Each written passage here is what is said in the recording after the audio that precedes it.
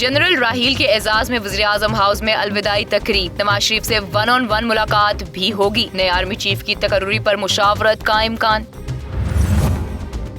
برطانوی وزیر خارجہ کی 2 روزہ دورے پر پاکستان آمد، LOC کی صورتحال، کشمیر ایشو اور ملکی حالات پر بات متوقع۔ خواجہ سراؤں پر عمرہ پابندی کا معاملہ، سینٹ میں بل پیش کر دیا گیا، رضا ربانی کی سینٹ ارکان کو ہدایت کہ وہ خواجہ سراؤں کو ان کے حقوق دلائیں۔ 3 DTH لائسنس 14 ارب 69 کروڑ میں فروخت، پیمرا کے تحت ڈائریکٹ ٹو ہوم ٹیکنالوجی کے 3 لائسنس 14 ارب 69 کروڑ 40 لاکھ میں فروخت ہوئے ہیں، جن کی میعاد 15 سال ہوگی۔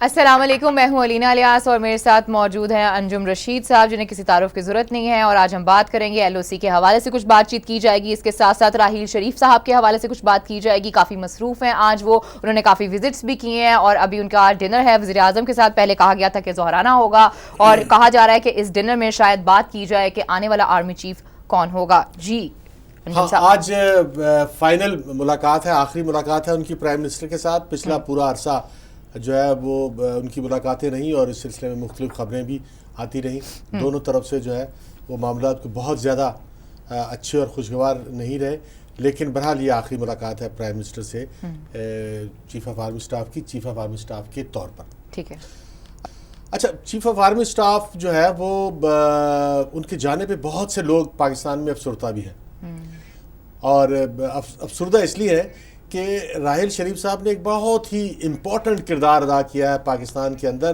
اور وہ کردار جو ہے وہ ہمیشہ یاد رکھا جائے گا۔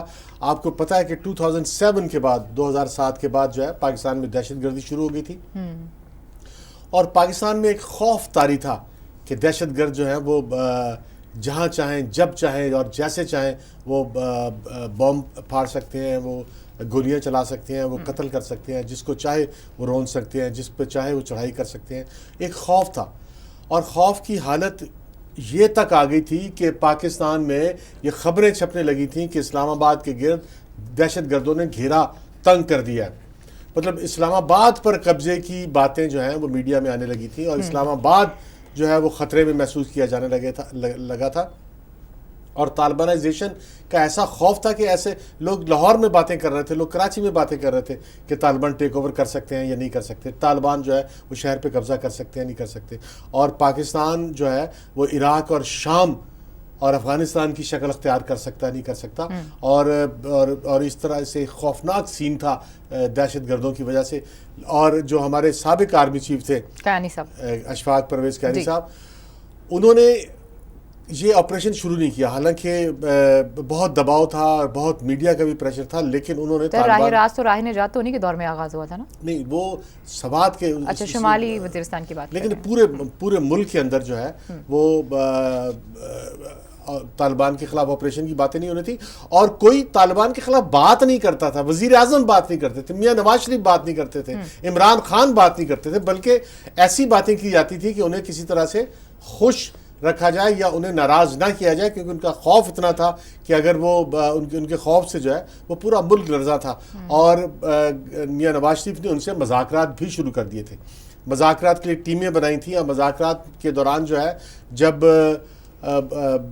حکیم اللہ محسود کو جب ڈرون اٹیک کے تحت مارا گیا، جو طالبان کے سربراہ تھے، امریکہ نے مارا، تو میاں اور چودھری نثار نے اس پہ بہت ناراضگی کا اظہار کیا، اور چودھری نثار جو ہے وہ کیمرے کے اوپر لوگوں کے سامنے روحان سے ہو گئے۔ ایسے میں جنرل راحیل جو ہے انہوں نے ضرب عضب کا اعلان کر دیا۔ ایک طرف مذاکرات کی بات چیت جاری تھی، مذاکرات ہو رہے تھے طالبان سے، اور طالبان سے کہا جا رہا تھا کہ وہ کچھ لے اور کچھ دے کی بنیاد پہ جو ہے ان سے بارگین کیا جائے، اور ان کا خوف اتنا تھا، اور اس خوف کے اندر جو ہے وہ ضرب عضب شروع ہو گئی۔ ضرب عضب جب شروع ہوئی ہے تو شمالی وزیرستان، جنوبی وزیرستان، مالاکنڈ اور جو ہے خیبر علاقہ، تمام علاقے جو ہیں وہ فوج نے طالبان سے خالی کرا لیے، اور کوئی علاقہ جو ہے وہ آج آپ کہہ سکتے ہیں کہ کوئی علاقہ ایسا نہیں ہے جہاں پر طالبان کا غیر اعلانی، لیکن چھوٹی چھوٹی شکایتیں بھی ہیں ان سے لوگوں کو، پنجاب کو لے کے ان سے تھوڑی سی شکایت ہے لوگوں کو۔ نہیں وہ شکایتیں بھی ہیں لیکن جو ان کا نیوز فیڈ سے لے کے بھی شکایتیں لیکن دیکھیں ایک پوری قوم کو ایک طالبان کے خوف سے نکالا اور ضرب عضب شروع کی. اور آپ دیکھتے ہیں کہ شمالی وزیرستان میں اور جنوبی وزیرستان میں طالبان نے اپنے قلعے بنائے ہوئے تھے, انہوں نے بوم بنانے کی اور سوسائڈ جیکٹ بنانے کی فیکٹریاں بنائی ہوئی تھیں. پھر گڈ طالبان کا جو کانسیپٹ تھا وہ اس میں لیکن جو ہے وہ جو طالبان کی وہاں ٹریننگ سینٹر تھے اور طالبان کے کارخانے تھے, طالبان کے قلعے تھے, وہ سارے صاف کر دیے. اور وہ جو ایک خوف تھا کہ پاکستان میں بھی طالبان کسی شہر پہ قبضہ نہ کر لیں, کسی علاقے پہ قبضہ نہ کر لیں, پاکستان عراق اور شام یا افغانستان نہ بن جائے, وہ خوف جو ہے وہ راحیل شریف نے دور کیا اور اس بات کو پاسبل کیا کہ پورے ملک سے طالبان کو صاف کیا. گو کہ آج بھی طالبان کا خطرہ موجود ہے, آج بھی طالبان جو ہے وہ سوسائڈ بامبنگ کرتے ہیں, آج بھی جہاں چاہتے ہیں وہاں وہ حملہ کرتے ہیں اور لوگوں کو قتل کرتے ہیں اور خون بہاتے ہیں. لیکن وہ جو پہلے والی صورتحال تھی وہ اب باقی نہیں رہی, اور اب کوئی ایسا نو گو ایریا ایسا نہیں ہے کہ جہاں پر طالبان ہیں اور وہاں پر پاک فوج یا پولیس یا دوسرے لوگ جا نہیں سکتے. آج وہ پھر بات کریں گے اس حوالے سے, آرمی چیف کے حوالے سے. اچھا پھر آج ایک تو یہ کہ آج جو ہے وہ آرمی چیف کے حوالے سے آج آفیشلی جی ایچ کیو نے جو ہے وہ 4 نام ان کو بھیج دیے وزیر اعظم کو, اور 4 نام جو ہیں وہ سب سے پہلا نام زبیر حیات صاحب کا ہے جو چیف آف جنرل سٹاف ہے, اور پھر دوسرا نام اشفاق ندیم صاحب کا ہے جو ملتان کور کے کمانڈر ہے, اور تیسرا نام جاوید اقبال رمدے صاحب کا ہے. امجد شعیب صاحب ہمارے ساتھ موجود ہیں, انہیں سے پوچھتے ہیں. جی امجد صاحب, آپ کیسے دیکھ رہے ہیں اور آپ کو لگتا ہے کہ اس وقت جیسے ملک کے ہمارے حالات ہیں, ایل او سی پہ ایک ٹینشن نظر آتی ہے, ہمیں کیا اپنا آرمی چیف کا جو نام ہے وہ اناؤنس نہیں کر دینا چاہیے؟ بسم اللہ الرحمن الرحیم. جی دیکھیے یہ میرا خیال ہے زیادتی ہو گئی کہ ابھی تک نام اناؤنس نہیں ہوا. یہ بڑا ضروری تھا, اس کی وجہ کوئی ہینڈل ٹیکنگ کا مسئلہ نہیں ہے. جی وہ یہ ہے کہ جیسے بھی پرائم منسٹر نے کل وداعی تقریب کرنی ہے تو اس میں دونوں چیف شامل ہونے چاہیے, باہر جانے والا بھی اور آنے والا بھی. اسی طرح جو جی ایچ کیو میں مختلف تقریبات ہونی ہیں ان میں بھی بالکل, اور پھر ویسے بھی جی ایچ کیو میں ابھی ہینڈل ٹیکنگ کی تقریب 29 تاریخ کو صبح اگر منعقد ہوتی ہے تو جو چیف اگر آرمی چیف نے کسی باہر کے اسٹیشن سے آنا ہے تو وہ لازماً اس کے لیے ضروری ہے کہ اس کو پہلے سے پتا ہو. یہ تو ضروری نہیں ہے کہ وہ یہیں ہوں گے. تو اس وجہ سے یہ پرابلم ہے, حکومت کی سستی کی وجہ سے کافی معاملات کی پلاننگ کے معاملے میں رکاوٹ. اچھا جنرل صاحب, جو 2 عہدے خالی ہیں, ایک chairman joint chief of staff committee کا عہدہ خالی ہے اور دوسرا جو ہے چیف آف آرمی سٹاف کا عہدہ خالی ہے. آپ کیا سمجھتے ہیں کہ chairman joint chief of staff committee کے عہدے پر جو ہے جو جنرل نامزد کیا جائے گا وہ لازمی طور پر سینئر ہوگا چیف آف آرمی سٹاف سے؟ ہونا چاہیے. اگر یہ اسی طرح کر لیا جائے تو اس میں کوئی قباحت نہیں ہے, گو کہ یہ جونیئر بھی ہو سکتا ہے, کوئی ایسا مسئلہ نہیں, آگے رہے ہیں. اچھا لیکن کہا یہ جا رہا ہے کہ زبیر حیات, آپ سینئر زبیر حیات صاحب کو ادھر لگا دیں اور نمبر 2 جو ہیں ان کو چیف بنا دیں تب بھی ٹھیک ہے. اشفاق دونوں آفیسر جو ہیں وہ کمپیٹنٹ قابل آفیسر ہیں, سینئر ہیں, ان کی رپورٹس اور ریپوٹیشن اچھی ہے.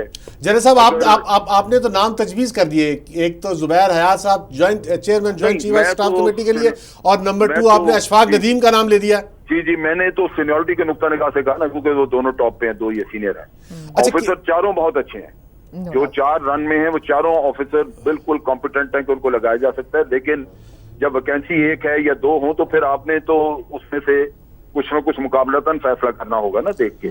اچھا لیکن اس میں پھر سینیورٹی جن کی ہے ان کا پھر حق بنتا ہے. اچھا 2 باتیں, ایک تو یہ کہ جو آپ نے کہا کہ سیدھا میتھمیٹیکل فارمولا جو موسٹ سینئر ہے اس کو جو ہے وہ chairman joint chief of staff committee, اور جو اس کے بعد نمبر 2 ہے اس کو جو ہے وہ آرمی چیف لگا دیا جائے, یہ تو ایک میتھمیٹیکل اور لاجیکل فارمولا ہے. لیکن پرائم منسٹر کیونکہ ایک ہیومن ہے, ایک انسان ہے, اس نے اور پھر ایک جو پروسیجر ہے اس میں بھی جو ہے وہ 6 نام ہوتے ہیں اور 4 نام انہوں نے دیے ہیں, تو ان میں انہوں نے پرائم منسٹر نے 1 to 1 جو ہے وہ ملاقاتیں بھی کرنی ہے. تو آپ کے خیال میں جو پرائم منسٹر کے پاس ان تمام جنرلز کے بارے میں جو انٹیلیجنس رپورٹ ہے اس کا کوئی عمل دخل ہوگا ان کی نامزدگی میں؟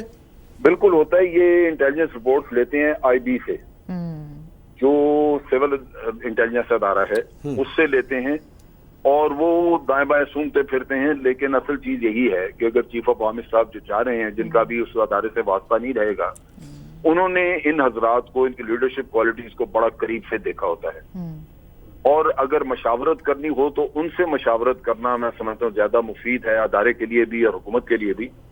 اور سب سے امپورٹنٹ چیز میرٹ ہے, جو انسان کوئی بھی دیکھ سکتا ہے. میرٹ میں سب سے پہلے سینیورٹی آتی ہے, پھر وہ آتا ہے کہ اس انڈیویجول نے کن کن اپوائنٹمنٹس میں کام کیا, کیونکہ وہ اگر اہم اپوائنٹمنٹ سے رہا ہے تو اس کو آسانی ہوگی آرمی چلانے میں, اور پھر وہاں رہا ہے جن اپوائنٹمنٹس میں وہاں اس کی پرفارمنس کیسی تھی, اور پھر کیریکٹر سائیڈ ہے. اچھا جنرل صاحب, جو جن کا ریکارڈ آپ کے پاس موجود ہوتا ہے, فائلیں جو اگر آپ کھولیں بڑی ڈیٹیل میں ہوتی ہیں, ان میں کوئی ایسی چیز نہیں جو چھپی ہو. اچھا جنرل صاحب, ایک تو جو عمران خان صاحب کا دھرنا تھا اس کے دوران بھی جو ہے وہ مختلف کور کمانڈرز کے جو ہیں وہ ظاہر ہے کہ مختلف پوائنٹ آف ویو رہا ہوگا. یہ انسان کی فطرت ہے کہ وہ ایک طرح سے نہیں سوچتے, الگ الگ سوچتے ہیں.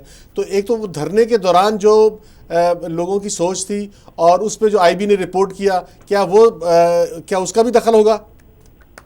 وہ حماقت ہوگی اگر دخل ہوگا. ادارہ بہت کچھ چیزیں بات کرتا ہے, ڈسکس کرتا ہے, بعض کی رپورٹنگ باہر درست ہوتی ہے, بعض کی رپورٹنگ درست نہیں ہوتی, اور اس میں بھی مفادات لوگوں کے ہوتے ہیں, اور وہ لوگ ریٹائر بھی ہو گئے جو اس زمانے میں وہاں پہ تھے, موجود تھے. اور اگر کوئی باقی بھی ہے تو وہ یہ مطلب نہیں ہے کہ اس کی سوچ جو ہے وہ کچھ سول نظام کے خلاف ہے. یہ کرائسس تھی ایک, ان کو ہینڈل کرنے کے لیے مختلف خیالات تھے لوگوں کے. اچھا جنرل صاحب, جس طرح سے یہ چیف آف جنرل اسٹاف کا عہدہ ہے یا اسٹریٹجک پلاننگ ڈویژن کی جو عہدہ ہے, اور زبیر حیات تو دونوں پہ رہے, اسٹریٹجک پلاننگ میں بھی وہ کام کر چکے ہیں, اور چیف آف جنرل اسٹاف اس وقت خود بھی ہیں, اور اشفاق ندیم بھی شاید اس طرح کے عہدے پہ رہے. تو یہ جو کچھ عہدے ایسے ہیں جو پرائم منسٹر کے ساتھ جن کا ڈائریکٹ لین دین, بات چیت اور ایکسچینج آف ویو ہوتا ہے. جو اسٹریٹجک پلاننگ ڈویژن ہے اس کا تو ہوتا ہے, وہ بھی آج کل کے پرائم منسٹر کو اگر آپ دیکھیں تو ان کے پاس وقت کی قلت ہوتی ہے, اتنا زیادہ نہیں ہوتا, لیکن بہرحال کچھ ہوتا ہے. اور سی جی ایس جو ہے chief of the general staff, اس کے ساتھ خاص نہیں, وجہ اس کی یہ ہے کہ وہ چیف آف آرمی اسٹاف کے نیچے کام کرتا ہے ڈائریکٹلی, اور چیف آف آرمی اسٹاف کی انفیکٹ اس کی مدد کرتا ہے آرمی کو چلانے میں. تو چیف آف جنرل اسٹاف جو ہے یہ فوج کا سب سے بڑا کلیدی ایک عہدہ ہے, اور جو حضرات اس عہدے پہ فائز رہتے ہیں ان کے بارے میں عموماً سمجھا جاتا ہے کہ وہ زیادہ مناسب. شعیب سے مجھے ایک چیز بتائیے گا, sorry to cut you here. جی, کچھ اس طرح کی افواہیں بھی آ رہی ہیں, کچھ جو چینلز ہیں وہ رپورٹ کر رہے ہیں D G I S I کے حوالے سے, کچھ ادھر بھی چینجنگز آ رہی ہیں, ایسی کوئی بات ہے آنے والے دنوں میں آپ کے اگر علم میں آئی ہو؟ ہوگی ضرور, وہ بھی بات ہوگی. اس کی میرا خیال ہے وجہ سب سے امپورٹنٹ یہ ہے کہ جنرل رضوان اختر بہت اچھے آفیسر ہیں, انہوں نے بڑا آئی ایس آئی کا بڑا کام کیا, بہت اچھا کام کیا ہے, ہمیں سراہنا چاہیے. لیکن ان کے اپنے کیریئر کے لیے یہ ضروری ہے کہ وہ جا کے کور بھی کمانڈ کریں, کیونکہ اگر آئندہ کبھی ان کی کنسیڈریشن ہوتی ہے کسی اپوائنٹمنٹ کے لیے یا پروموشن کے, تو اس کے لیے ان کو کل پرکھا جائے گا تب اگر انہوں نے کور کمانڈ کی ہوگی. اس پہ بھی مزید بات کریں گے. انجو صاحب ہمارے ساتھ ہی رہیے گا, لیکن فی الحال وقت ہوا ایک چھوٹی سی بریک کا. ناظرین, جب بریک سے واپس آئیں گے تو اس پہ مزید ڈبیٹ اور ڈسکشن کریں گے, اور جانیں گے نیوی کے بھی جو چیف ہیں وہ موجود ہیں, اور ایئر فورس کے بھی چیف موجود ہیں, تو کیا جو سب سے بڑی ڈیزگنیشن ہے جوائنٹ چیف کی, کیا ان میں سے کوئی آ سکتا ہے ادھر. فی الحال وقت ہوا ایک چھوٹی سی بریک کا. اسٹے ود اس.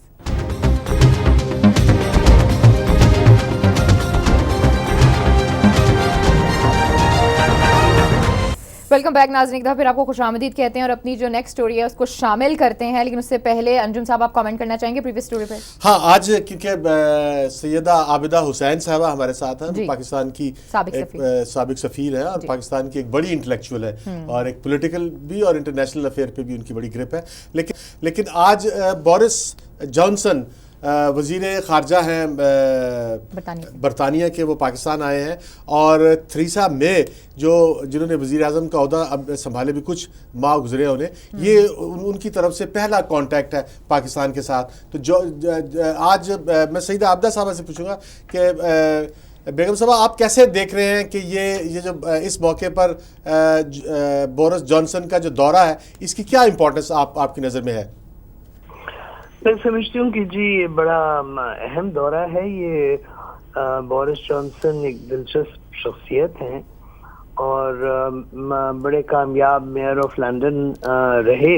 اچھا, پہلی مرتبہ ہمارے ملک میں آ رہے ہیں, اور کیونکہ اس وقت لائن آف کنٹرول پہ ہندوستان پاکستان کی بڑی کشیدگی ہے, تو یہ ہمارے لیے ایک اچھا موقع ہے کہ ہم ان کو متوجہ کروائیں کہ ہندوستان اپنے جارحانہ رویے کو اگر جاری رکھتا ہے تو اس سے دونوں ریاستیں ایٹمی ہتھیاروں سے لیس ہیں تو پوری دنیا کا امن تباہ ہو سکتا ہے. تو بورس جانسن صاحب جب واپس جاتے ہیں ان کو اپنی حکومت سے کہنا چاہیے کہ وہ نریندرا مودی سے اپنا اثر رسوخ استعمال کریں کہ وہ یہ لائن آف کنٹرول کی ایکٹیویٹی کو ٹھنڈا کریں. تو آپ کیا سمجھتے ہیں کہ برطانیہ جو ہے وہ اس طرح کا کوئی کردار یا کوئی دباؤ رکھتا ہے کہ وہ بھارت کو جو ہے مجبور کریں یا راضی کریں یا جو بھی آپ لوگ سمجھتی ہیں؟ دیکھیے جی، برطانیہ ایک اہم ریاست ہے اور ان کے ہندوستان سے بڑے پرانے روابط ہیں، تو وہ ضرور اثر کر سکتا ہے، یقیناً اثر کر سکتا ہے. عابدہ صاحبہ، چودھری نثار صاحب وہاں پر موجود ہیں اور ان کی ملاقات بھی ہوئی تھی، بورس صاحب سے ملاقات ہوئی، اس کے علاوہ ان کی تھریسا مے سے بھی ملاقات ہوئی ہے. جب انہوں نے کشمیر کا ایشو وہاں پہ اٹھایا تو آگے سے جو جواب ملا وہ جواب یہ تھا کہ یہ جو ایشو ہے یہ انڈیا اور پاکستان کا بائیلیٹرل ایشو ہے، اور ابھی بھی جب وہ لوگوں سے بات چیت کر رہے تھے تو انہوں نے یہی کہا تھا. تو ایسا نہیں لگتا کہ جی آپ بتائیں گے؟ جی دیکھیے، کشمیر کا ایک ایشو کے سے ہٹ کے جو لائن آف کنٹرول پہ اس وقت اگریشن آ رہا ہے اور جو ایکٹیویٹی ہو رہی ہے وہ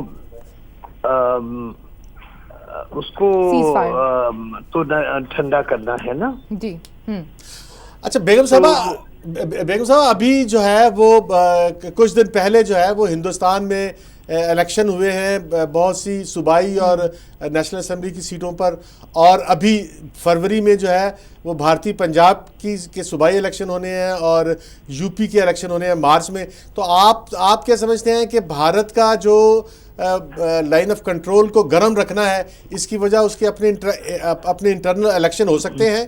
جی ہاں بالکل، وہ توجہ ہٹانا چاہ رہے ہیں، ایک تو کشمیر کے اندرون حالات سے، اور دوسرا پنجاب میں جو الیکشن ہونا ہے اور پھر یو پی میں الیکشن ہونا ہے اس پہ بھی ان کی نظر ہے. تو پاکستان کے ساتھ تلخی قائم کرتے ہوئے ان کو بی جے پی کو الیکشن میں فائدہ دکھ رہا ہے. اچھا سیدہ عابدہ حسین صاحبہ، آپ نہیں دیکھتے کہ افغانستان بھی وجہ بن سکتا ہے بورس جانسن کے پاکستان آنے کی، کیونکہ افغانستان میں بھی نہیں، یہ افغانستان میں ان کی گہری دلچسپی ہے، ان کی ٹروپس بھی ہیں، تو افغانستان کے بارے میں یقیناً گفتگو ہوگی. اور ظاہر ہے کہ پاکستان کا موقف ہے کہ افغانستان کا امن جو ہے وہ پاکستان کے امن سے منسلک ہے ایک لحاظ سے، تو ہم ان کی اس معاملے میں دلچسپی کو ویلکم کریں گے.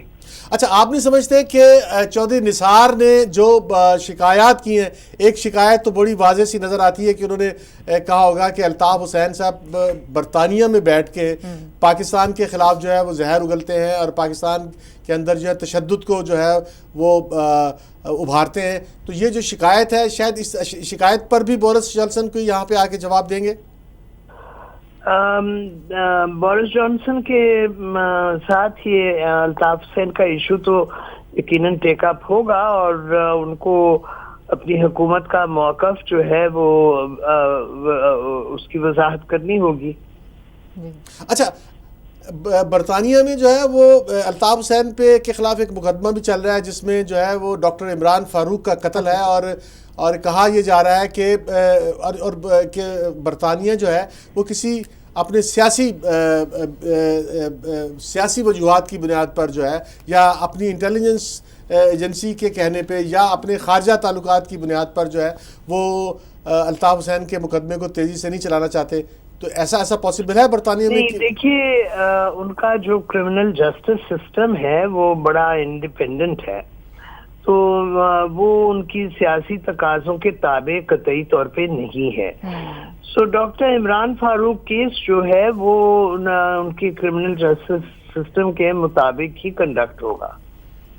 اچھا نہیں، لیکن جو پاکستان کے پاس اس وقت 3 گواہ ہیں جن پہ الزام ہے کہ انہوں نے خود قتل کیا اور ایک تیسرے معظم ہے جنہوں نے ان کو باہر بھیجنے کا بندوبست کیا، لیکن برطانیہ وہ ہم سے گواہ بھی نہیں مانگ رہا. ایسا لگ رہا ہے کہ برطانیہ اس کو ڈیلے کرنا چاہتا ہے.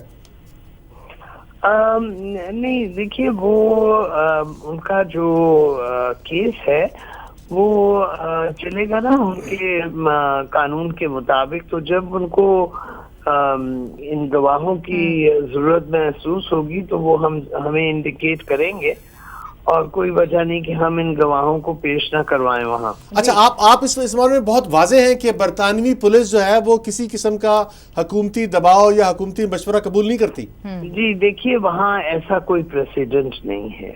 बहुत बहुत शुक्रिया। हमारे साथ मौजूद थी आबदा हुसैन साहिबा। लेकिन फिलहाल वक्त एक छोटी सी ब्रेक का, जब ब्रेक से वापस आएंगे तो अपनी अगली स्टोरी की तरफ जाएंगे। Stay with us.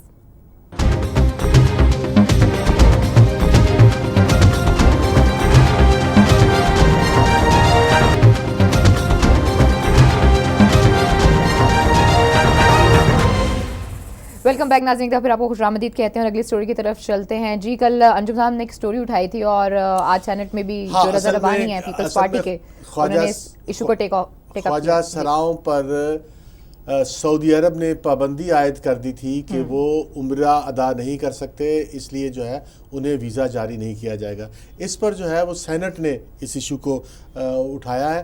तो क्योंकि इसकी इम्पोर्टेंस है कि ये एक इंसानी हकूक़ का मसला है और बुनियादी हकूक़ का मसला है, और ख्वाजा सरा भी जो है वो वैसे ही इंसान है जैसे कोई भी मर्द या औरत होता है, और ख्वाजा सराओं के साथ बहुत इम्तियाज़ी सलूक होता है। और ख़ास तौर पे वैसे यूरोप में और अमेरिका में और जापान में तो अब ख्वाजा सराओं के बहुत से हकूक़ जो है वो बहाल हुए और उनका एहतराम बना है, लेकिन इसके बावजूद लेकिन मुसलमान ममालिक में बहुत ज़्यादा ख्वाजा सराओं के साथ इम्तियाज़ी सलूक होता है। हमारे साथ हैं अलमास बॉबी जो ख्वाजा सराओं की रहनुमा है। अलमास, आप कैसे देखती हैं इसको?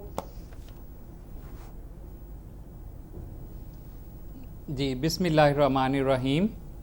सबसे पहले तो मैं मिर्ज़ा गालिब की फ़ैन हूँ और उनके शेर से गुफ्तगू का आगाज़ करूँगी। जी जी। काबे किस मुँह से जाओगे गालिब, शर्म तुमको आती नहीं मगर।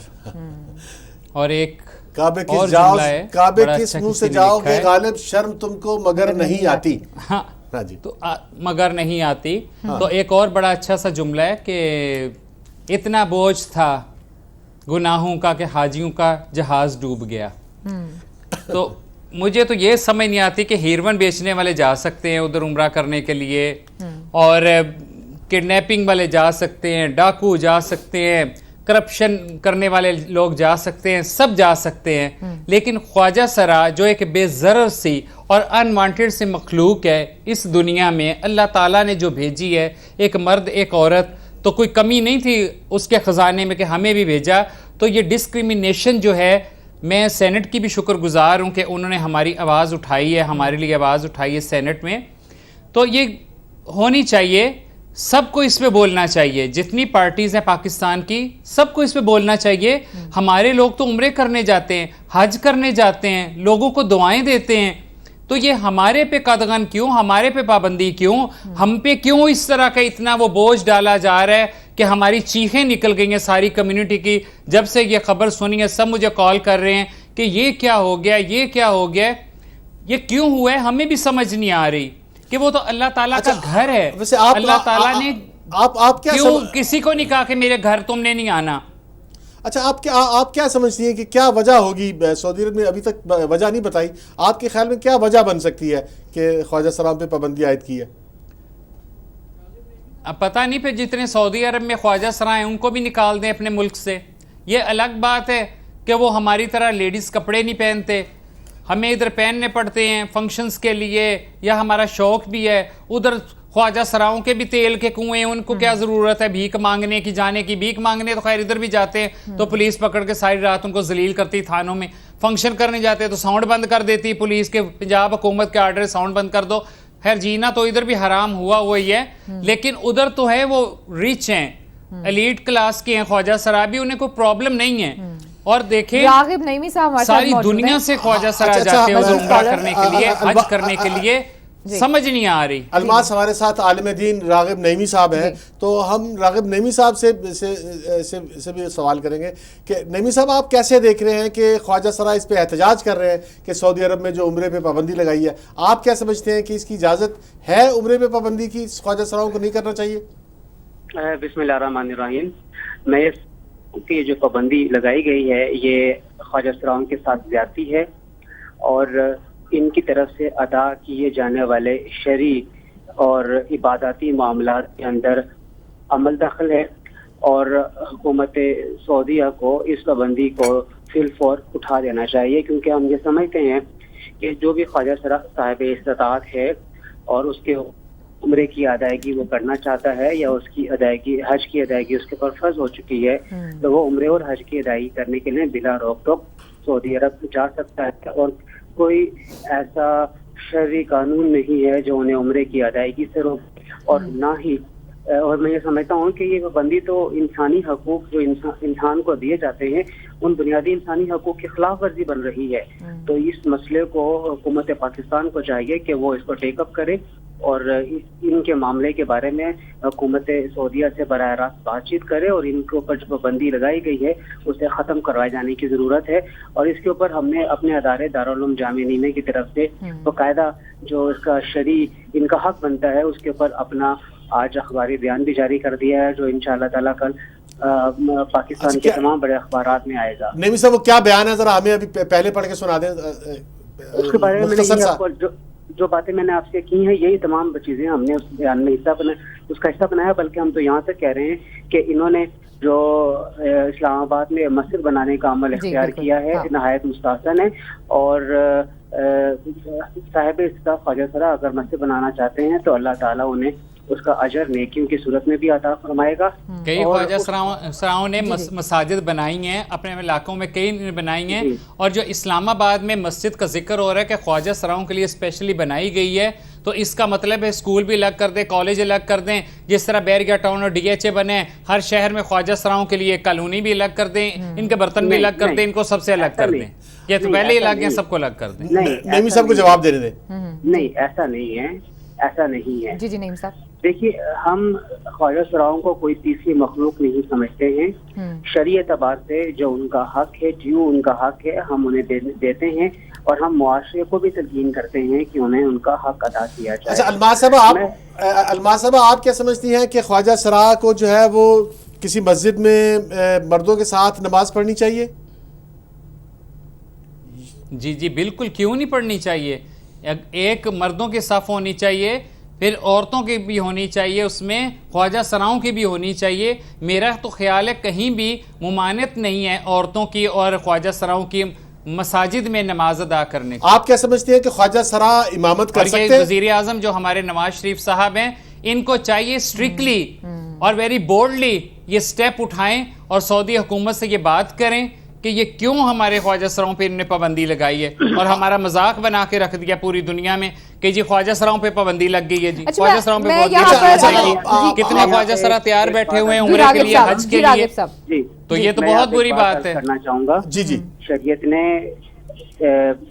نماز ادا کرنے کے لیے جو صفوں کی ترتیب بیان کی ہے ان میں بالکل واضح طور پہ خواجہ سراؤں کا ذکر بھی آتا ہے کہ ان کی بھی صف ہوگی.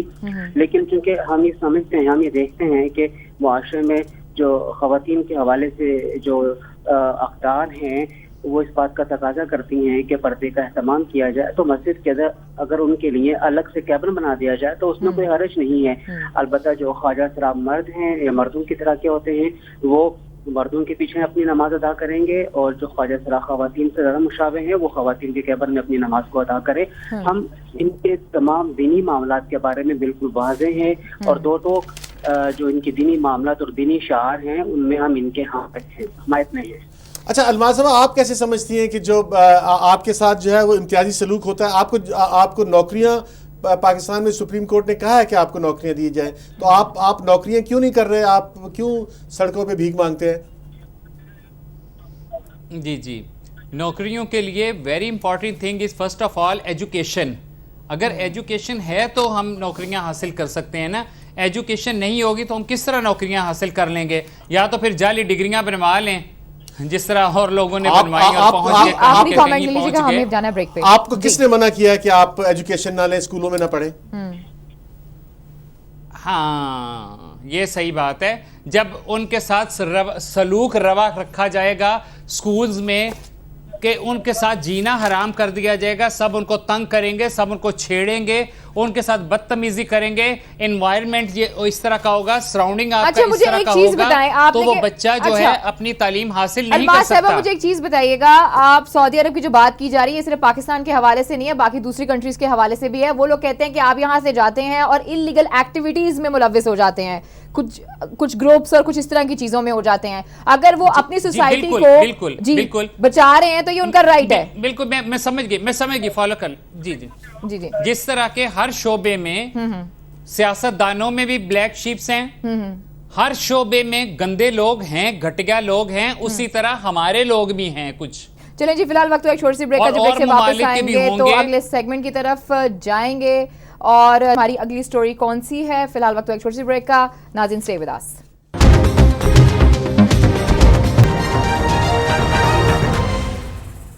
ویلکم بیک ناظرین, ایک دفعہ پھر آپ کو خوش آمدید کہتے ہیں اور اگلی سٹوری کی طرف چلتے ہیں جو ہے جی 24th امینڈمنٹ کے حوالے سے. انجم صاحب کیسے دیکھتے ہیں آپ اسے؟ انڈیپینڈنٹ جوڈیشری کی جب ہم بات کرتے ہیں, اگر یہ آ جاتی ہے 24th امینڈمنٹ کو پاس کر لیا جاتا ہے, تو جو انڈیپینڈنس آف جوڈیشری ہے اس پہ کتنی ضرب آئے گی اس کے بعد؟ دیکھیں, گورنمنٹ جو ہے وہ 24ویں ترمیم اس لیے لا رہی ہے کہ شاید اسے خطرہ ہے کہ ابھی جو سپریم کورٹ میں عمران خان صاحب کی جو درخواست زیر سماعت ہے, اس میں اگر میاں نواز شریف کے خلاف فیصلہ آ گیا تو اس کے خلاف اپیل کی جا سکے, کیونکہ سپریم کورٹ جو ہے وہ آخری عدالت ہے, اس کے خلاف کوئی اپیل ہوتی نہیں, یہ خود اپیل سننے والی عدالت ہے. تو جو سو موٹو کیسز ہیں یا اس طرح کے کیسز ہیں جو ڈائریکٹ سپریم کورٹ سنتا ہے, اس کے خلاف اپیل نہیں ہوتی, اور گورنمنٹ جو ہے وہ ایک اپیل پیدا کرنے کی کوشش کر رہی ہے. ہمارے ساتھ جو ہے وہ ایک قانون کے ایک جادوگر موجود ہیں, ڈاکٹر خالد رانجھا صاحب, وہ ایکسپلین کر سکتے ہیں کہ یہ 24ویں ترمیم کے مقاصد اور اس کے جو اثرات کیا ہو سکتے ہیں. جی ڈاکٹر صاحب, آپ کیسے دیکھ رہے ہیں؟ میری ایک رائے ہے, رد بھی ہو سکتی ہے. ہاں جی, ہمارے ہاں میں جب بھی ترمیم ہوئی ہے کسی کے ذاتی مفاد کے لیے ہوئی ہے. آپ ٹریس کر دیں تمام ترامین کو, ہاں جی, there is always somebody behind it. آپ نے یہ بھی ترمیم کی کہ جی ہم نے جو انٹرا پارٹی الیکشن جو ہے یہ نہیں ہونی چاہیے, ہم نے اس کو ختم کیا اس لیے کہ ایک چاہتے تھے کہ جو میری پارٹی اس میں انٹرا پارٹی الیکشن نہ ہو. اسی طریقے سے پچھلی حکومت تھی میاں صاحب کی, تو پھٹا ہو گیا سپریم کورٹ کے ساتھ, لا آف کنٹیمپٹ کو ترمیم کیا گیا کہ جو نوٹس ہے اس کے خلاف بھی اپیل ہو سکتی ہے. اسی طریقے سے اب جو بات ہو رہی ہے, یہ جو پاناما لیکس کی بات ہو رہی ہے, اس میں اندیشہ ہے کہ سپریم کورٹ شاید اگر فیصلہ دے دے میاں نواز شریف کے خلاف تو شاید تو انہیں فوری اپیل میں چلے جائیں گے تاکہ جو کھٹائی میں پڑ جائے. اگر 5 جج کیس سننے تو فل کورٹ بیٹھے گی نا, 17 فل کورٹ کب بیٹھتی ہے کب نہیں بیٹھتی, اس میں اور 1 سال گزر جائے گا اپیل کی سماعت میں. تو اس کے پیچھے جو میرے نزدیک جو محرک ہے وہ یہ بات ہے کہ اس خطرے کو کیسے میٹ کرنا ہے اگر فیصلہ خلاف آ جاتا ہے. اچھا, آپ کیا سمجھتے ہیں کہ اگر فیصلہ خلاف آئے تو اس کے خلاف اپیل جو ہے وہ بہت زیادہ اس کا اپیل کا فیصلہ بہت زیادہ ڈیلے ہو جائے گا سپریم کورٹ پہ اگر اپیل ہو؟ 5 جج بیٹھے ہوئے, ان کے خلاف فل کورٹ بیٹھے گی. فل کورٹ کا مطلب 17 جج پورے اکٹھا بیٹھنا جو ہے بیٹھ صرف ایک مشکل کام ہے. اور یعنی ایک چیز جیسے ہم نے پہلے یہ تمام مسودے پہلے بنے ہوتے ہیں, جیسے ہم نے میاں صاحب کی لڑائی تھی سجاد علی شاہ کے ساتھ, اس کے لیے حربہ استعمال کیا تھا اپیل کا, وہی ہم استعمال اب کر رہے ہیں. اچھا ڈاکٹر صاحب, آپ دیکھتے نہیں کہ مطلب ہر مقدمے میں اپیل کا اختیار ہوتا ہے, تو سپریم کورٹ جو ڈائریکٹ مقدمے سنتا ہے اس میں بھی اپیل کا اختیار تو بنیادی حق نہیں ہے؟ گزارش یہ کہ سو موٹو کے اختیار ہے, اور اب ہر اپیل کا حق ہوتا ہے, جہاں بھی وہ ان کو ریویو کے اختیار تو ہے ان کے پاس. نہیں, ریویو تو ایک الگ اختیار ہے نا, لیکن دیکھیں نا آپ یہاں پر جو جس پہ قتل کا الزام آتا ہے اس کو جو ہے وہ پہلے سیشن جج سے اوپر جو ہے ہائی کورٹ میں اپیل ہوتی ہے, پھر ہائی کورٹ سے فیصلہ نکلے تو سپریم کورٹ میں اپیل ہوتی ہے, 2 اپیلیں 3 اپیلوں کا حق ملتا ہے. ہم آج یہ کیوں کر رہے ہیں؟ سو موٹو چودھری افتخار صاحب نے 8-9 साल इकट्ठे किया हाँ तो तब हमें ख्याल नहीं आया, आज ये ख्याल क्यों आ रहा? अब यही बात थी ना, इश्यू तो यही था ना, हम क्यों करना चाह रहे हैं? नहीं, ये बात तो बिल्कुल डॉक्टर साहब आपकी बिल्कुल समझ में आती है, अकल में आती है कि आपका जो पॉइंट ऑफ व्यू है कि ये पाकिस्तान में जितनी भी आईनी तरमीम होती है, amendment is not constitutional, amendment is for a person. ये मैं ये बात कर रहा हूँ। हाँ, ये तो एक गलत बात है, एक बुरी बात है कि कॉन्स्टिट्यूशन के अंदर अमेंडमेंट जो है वो पर्सनल की बजाय एक नेशनल बेनिफिट पे होनी चाहिए। लेकिन ये जो प्रिंसिपल वो क्रिएट करने जा रहे हैं, ये बताएं साल में कितने के सुओ मोटो होते हैं? 3 होंगे, 4 होंगे, लेकिन तो सुओ मोटो होने चाहिए। इफ्तिखार चौधरी के जमाने में तो suo motu failure of the lower legal system. आप कह रहे हैं कि suo motto is the failure of legal system, normal legal system. तो ये जो है इफ्तिखार चौधरी साहब तो रोज सुओ मोटो ले रहे थे जी। इफ्तिखार चौधरी साहब तो रोजाना सुओ मोटो लेते थे। अब two wrongs don't make a right.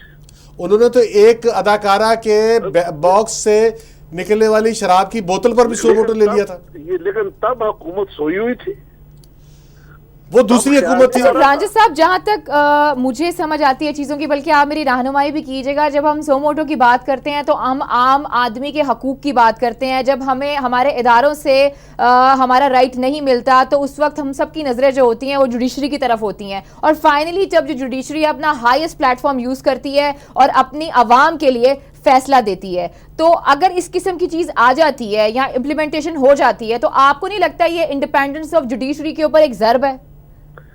मैं समझता हूँ कि ये जो ज़र्ब नहीं है, ये इंटरफेरेंस है। अगर आप, मेरा केस चल रहा है सेशन कोर्ट के पास कत्ल का जी, और supreme court suo motu notice नहीं लेती है, कौन सेशन जज मुझे छोड़ेगा या इंटरफेयर करेगा? तो this is undue interference with the normal legal system. जब आप, अच्छा डॉक्टर साहब आप इनमें कहीं सुओ मोटो नहीं लिखा हुआ जी। डॉक्टर साहब आप सुओ मोटो को गलत कह रहे हैं, तो ये जो डायरेक्ट प्राइम मिनिस्टर के खिलाफ फैसला सुन रही है सुप्रीम कोर्ट, ये सुओ मोटो की एक शक्ल नहीं है? आप, मुझे याद पड़ता है हमारी जज थी फखरुन्निसा साहब बीबी जी, हाँ जी, उनके पास किसी खातून का केस आया रिगार्डिंग कस्टडी ऑफ चाइल्ड, तो जज साहबा मान नहीं रही थी। वो कहती जज साहब तुसी एदा सुटो मोटो कर दियो। बहुत बहुत शुक्रिया डॉक्टर साहब, बहुत बहुत शुक्रिया। मुझे और अंजुम साहब को इजाजत दीजिए, अपना बहुत ख्याल रखिए, कल दोबारा मुलाकात होगी, तब तक के लिए अल्लाह हाफिज।